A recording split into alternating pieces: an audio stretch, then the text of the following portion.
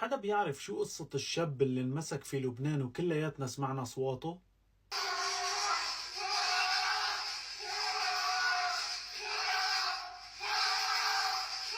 جرحت لكم مشاعركم ما هيك؟ يا جماعة الفيديو أكثر من إنه يكون مهم، يا ريت الكل يعلق عليه ويشاركه، لهذا تحذير لكل الناس. شو صار مع هذا الشاب؟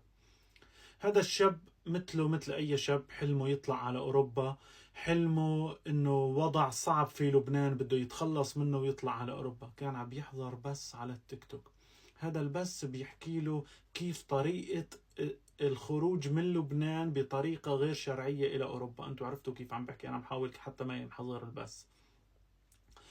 هدول الناس استدرجوه، على فكرة شخص سوري، استدرجوا لمكان ما، لمنطقة اسم حدث في بعلبك، تمام؟ وانتم بتعرفوا هي بيئة مين.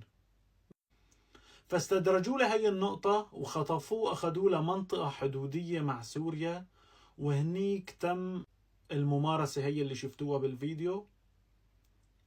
فاستدرجوه عن طريق انه بدهم يسفروه لأوروبا. ما نأمن لمين ما من كانوا عم نحكي معهم على التيك توك. بتعرفوا انه واحد اذا بده يطلع على اوروبا ممكن يكون معه مصاري، صح؟ فاستدرجوه عن طريق هاي القصة لحتى يبتزوه ويطلبوا فدية.